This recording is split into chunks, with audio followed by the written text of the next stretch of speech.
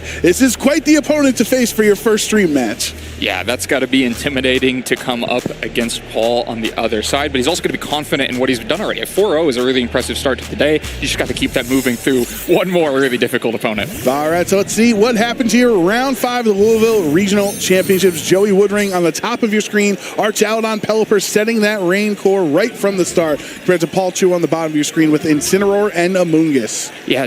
Interesting here, Joey immediately decisive about going into the rain mode, threatening quite a bit of damage. This could be Stellar Terra Hurricane coming in from the other side. Meanwhile, Paul a little bit more passive, brings in 2 of his pivoting options, doesn't really show exactly what offense he's threatening. Can try to get a Spore off or Parting Shot into something, but definitely a different pace set by each player right here from the beginning. And as you mentioned during Team Preview, Len, it's not necessarily safe. Just because you have the rain up, you want to click Electro Shot, have that 2-turn move activate in 1 turn. It's not safe to do so because Paul potentially could have a Alolan Ninetales in the back, which would set up the hail and turn Electro Shot back into a 2-turn move. But for now, on this turn, Joey will just swap his Pelipper out, anticipating something to switch on Paul's end. So Incineroar will intimidate both of Paul's Pokemon. The fake out goes to Incineroar on the swap, so that is huge because Incineroar is not attacking anyway, and Joey does get to activate the Electro Shot.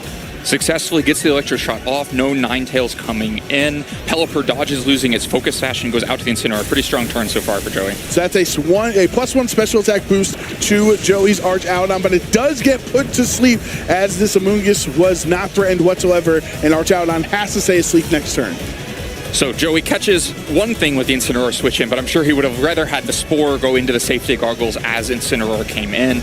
Instead, it is Arch Aladon falling asleep after getting the boost. Not still a terrible position here. The Arch Aladon isn't really threatened by either of these Pokemon. It is a position where you could just spend a couple of turns trying to wake up. That means Paul needs to be the one to kind of change the position and find a way to start threatening these things and move through the game. Joey fake outs the opposing Incineroar on the other end, so that will stop a potential Parting Shot or anything from Paul this turn. But this does allow Amoonguss to just Pollen Puff up his Incineroar on his side. It's going to end up incredibly healthy at this point. It's almost like Incineroar hasn't taken any damage. Incineroar back to full health. If it can get a Parting Shot onto Arch Aladon, that'll undo the Electro Shot in the other way as well. But unlike the Power or the Arch Aladon we saw in the last round, this one can continue to just keep using Electro Shot. And so it's harder to keep up with the damage reduction and the special attack reduction if it can get woken up. But for this turn, Arch Aladon's staying asleep. That will be the second turn of sleep for Arch Aladon. Knockoff from Joey's Incineroar will knock off that Citrus Berry, meaning Amoonguss won't recover any HP when it drops below 50% HP. The Parting Shot does land into Arch Aladon this time around, lowering Arch Aladon's attack and special attack by 1 stage, bringing that special attack back down to neutral. And, you know, there's only the 5 turns of rain, so the longer this goes, the more turns Joey has to spend trying to wake up. Eventually, rain will stop, and Pelipper will have to come back in to reset it.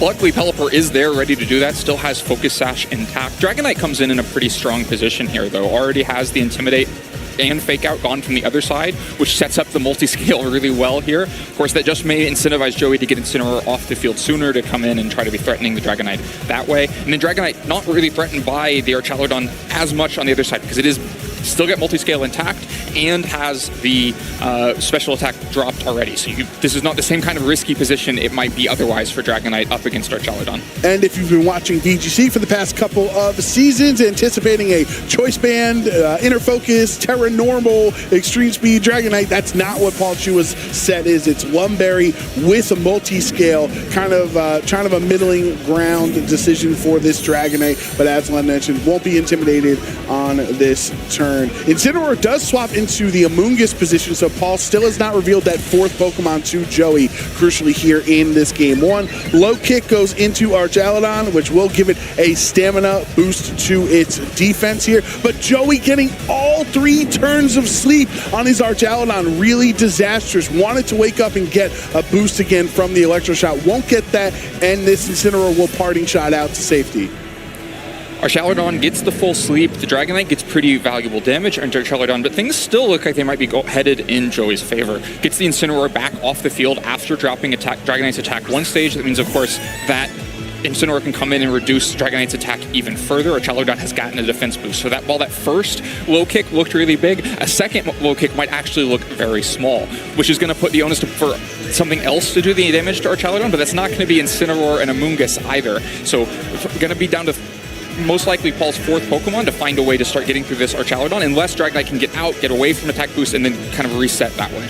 And at least at that point, if on Paul's end, if he can get the Archaludon low enough, even with all the special, the defense boost from Stamina, if you hit it with, say, a special attacker that's really fast, you would be able to chip it down and get the KO.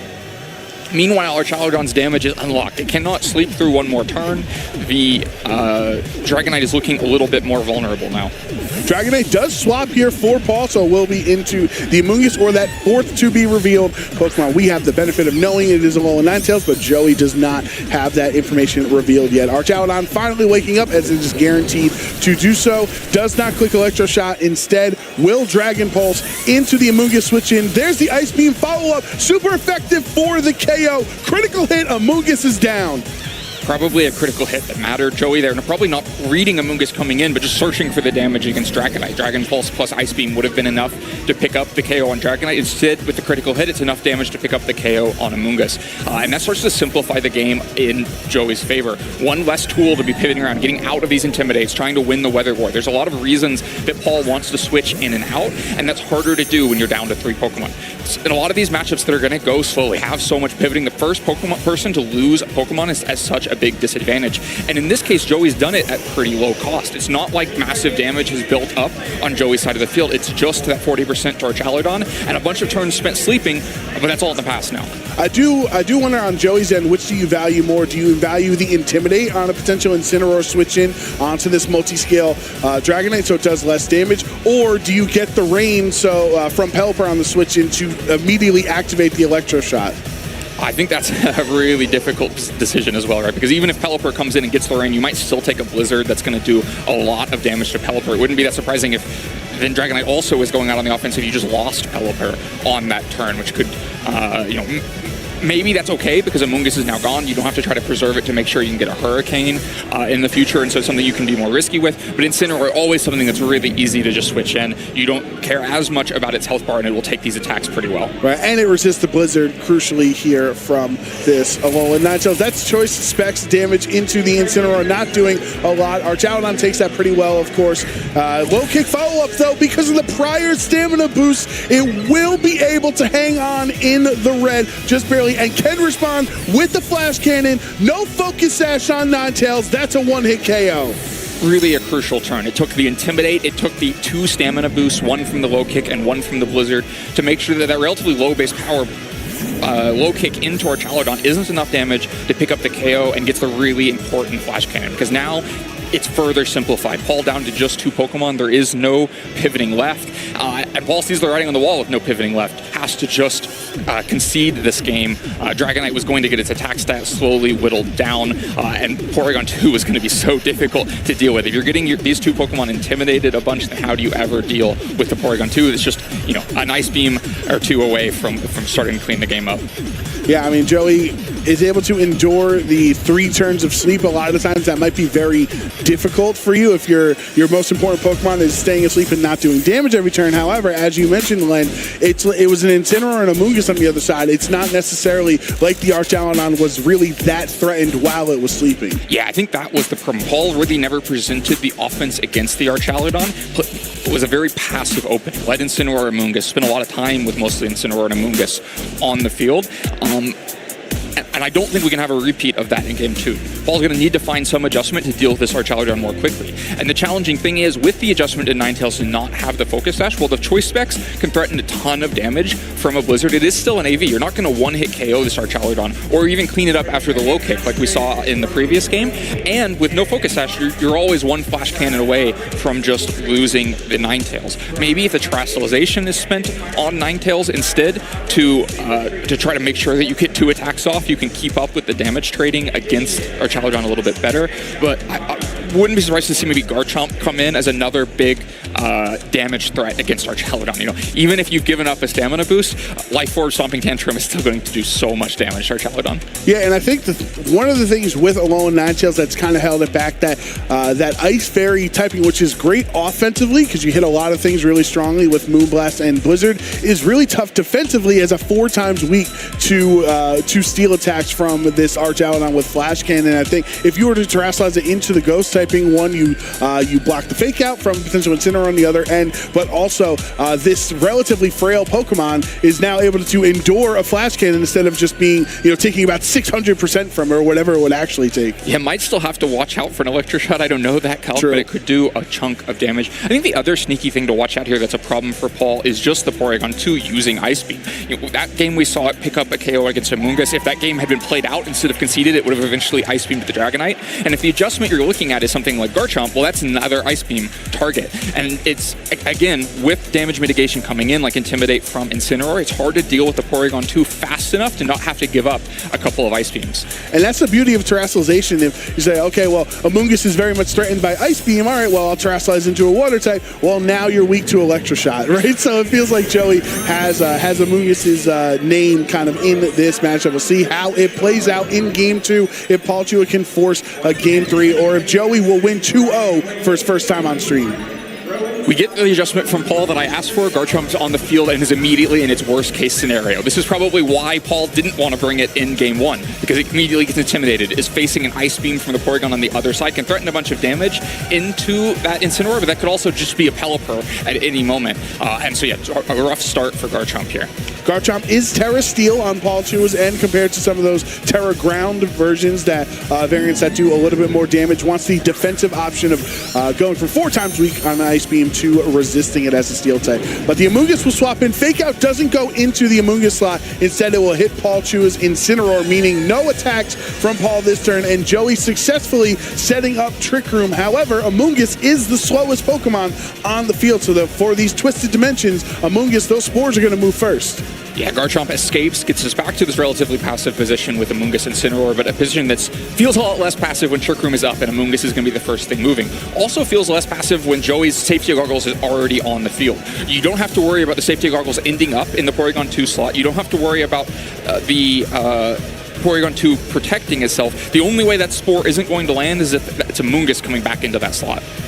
So with the Porygon and Incineroar on Joey's end, Incineroar at least is protected from Spore thanks to its Safety Goggles held item. However, Porygon 2 is not. That Eviolate does not keep you from being put to sleep, meaning Joey will have to take this first turn of sleep on Porygon here. Paul is able to Parting Shot the opposing Incineroar on the other end. We'll see if Joey is just going to follow suit as well, as that's pretty much always the best switching move. And we know that 4th Pokemon have the advantage of seeing on Paul's end is that Alolan Ninetales for later. Potentially once Trick Room expires, you bring it back out and it's a super fast Pokemon. Absolutely, and it would have felt pretty necessary for beating the Archaludon, right? It did a bunch of the damage. The last time, you can imagine if you're, plan A is a Garchomp attack, you have to worry about a Grass Terastallization, so Ninetales can help clean that up. But that might just show the value of Joey's kind of split team here, right? If this isn't even Archaludon at all, and so many of Paul's decisions in Team Preview were based around trying to beat Archaludon, and instead you're just fighting Porygon 2 and Ursaluna for a big chunk of this game,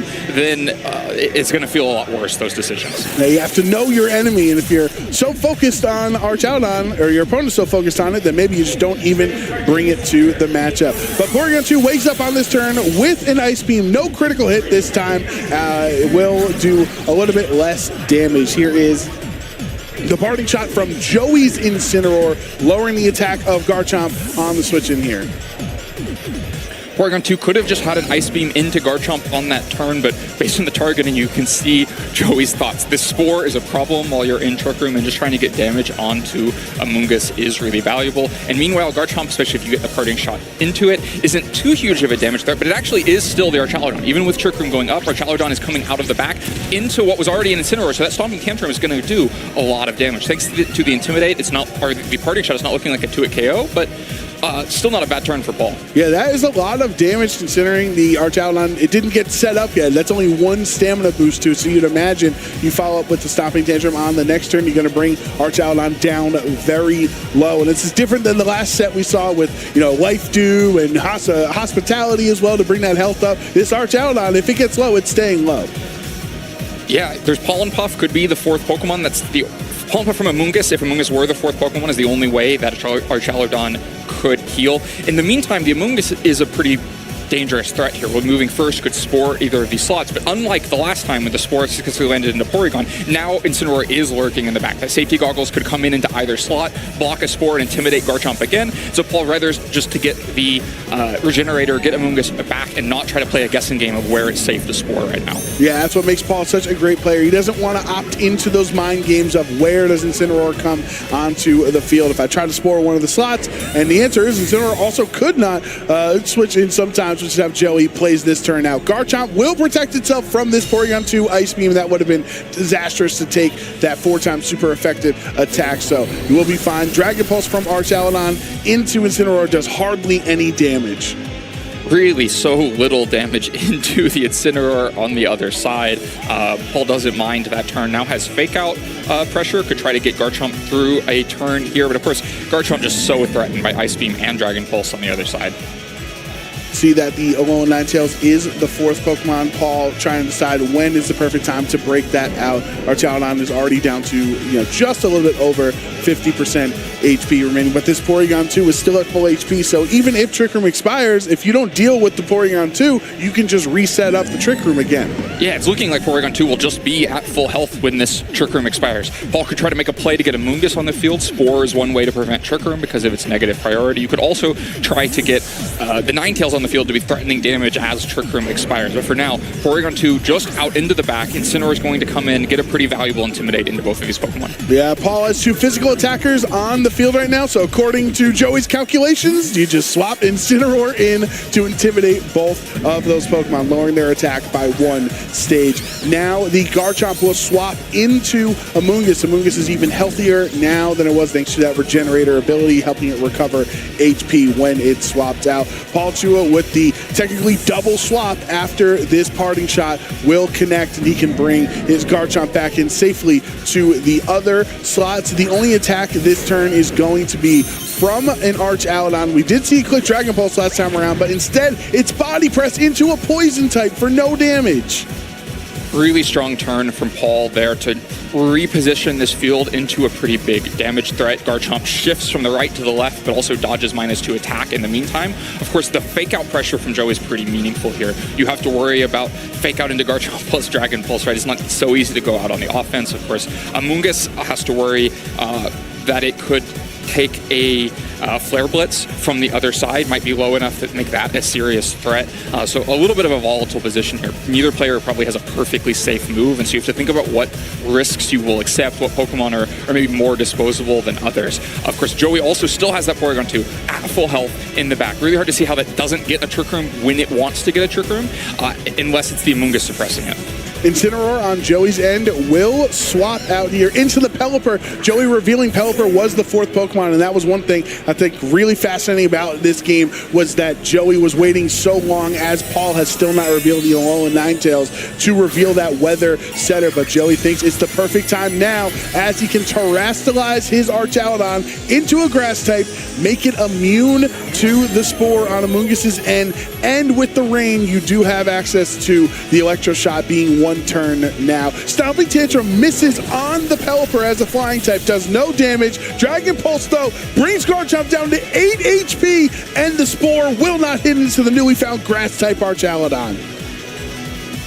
Very strong defensive turn from Joey there, dodges the attacks all over that could have been a Spore into Pelipper. It could have been a bunch of damage into Archaludon, but maybe also fell for Paul's bait here. Like you mentioned, Paul has been waiting so long to show that fourth Pokemon, and it is the Ninetales. And so now that Archaludon has gone Grass type, it's weak to Blizzard out of the back. The rain has been set.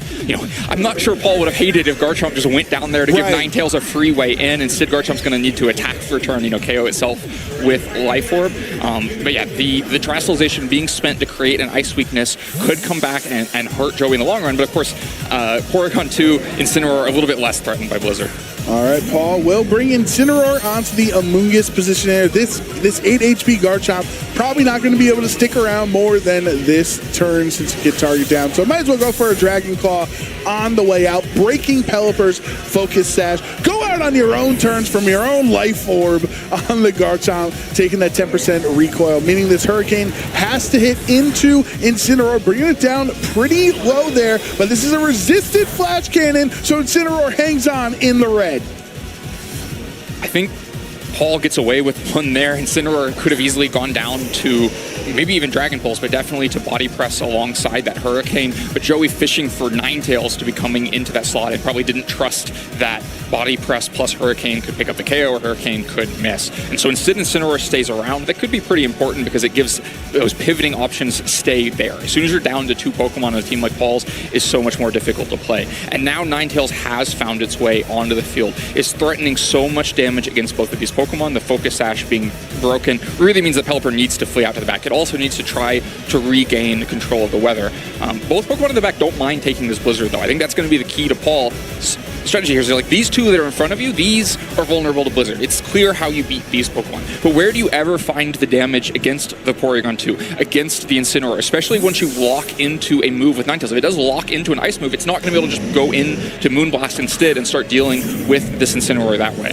Incineroar swaps into the Pelipper slot, so Joey will be able to save that Pelipper for later, swapping it back in and setting up the Rain. Archaudon actually switching out, giving up those stamina boosts just for the safety, because you know you're not going to be able to handle a Choice Specs Blizzard as a grass type Archaudon. Incineroar swapping out on Paul's end, a very defensive set between Paul and Joey here. Don't want to make any bad decisions. You're just going to swap out. It will be Freeze Dry as the Choice Specs attack for Alolan Ninetales. Doesn't get a freeze on the P2. You can see how little damage that is, even with Choice Specs just barely pinging that Porygon 2. And so it's so unclear where the damage comes from. Amoonguss and Incineroar are not known for their damage. I think another way to look at these kinds of slow pivoting defensive games is just to compare the Incineroar's health, to see who's ahead, who has more Incineroar pivots left in the tank. And this time the discrepancy is huge. Paul's Incineroar are going to go down to probably the next thing that touches it. Joey still looks so healthy, like it's going to just 1v3 the rest of these Pokemon if given the chance. Right, and it's you know, pretty much it's full HP there. There's a grass type on the other end. There's an ice type as well as a fire type Incineroar. So Joey's not really threatened too much, or at all, I should say, from any type of super effective damage remaining on Paul's side. That Flare Blitz will go into the Amoonguss, doing a lot of damage. Terra Blast from Porygon, a normal type that likes using Terra Blast even without terastallizing, picks up the KO, and Paul down to his last 2 Pokemon. That means Ninetales has to come in. This Pollen Puff is going to fail also, so it doesn't even heal up his teammate. Ninetales has to switch in here, which means Joey permanently wins the weather battle. Well, we talked about Incineroar health as a measuring stick between 2 teams in a match like this. Paul saw one way to try to catch back up, at least in that measuring stick. Went for the Pollen Puff, but doesn't get it. And you can see how far ahead Joey was because of the bad position Ninetales was in. It wasn't a threat at all. Joey didn't have to respect its offense, which meant that he had the damage to threaten the KO in either slot. If that had been Flare Blitz plus Ice Beam, Amoonguss would have just gone down. You don't have to worry about Spore, you don't have to worry about Pollen Puff that way. Instead, it's the Terra Blast into the other slot, picks up a KO there, but things will just continue to simplify from here. Now the pivoting is done. The Amoonguss is not going to get regenerated. There's no more Intimidates. There's no more Weather War, so Paul is finished. And Joey really impressively takes a 2-0 match win against Paul. Yeah, first time on stream against a 6-time regional champion, international champion, multi-world's top cut player in Paul Chua. No problem for Joey Woodring. Impressive.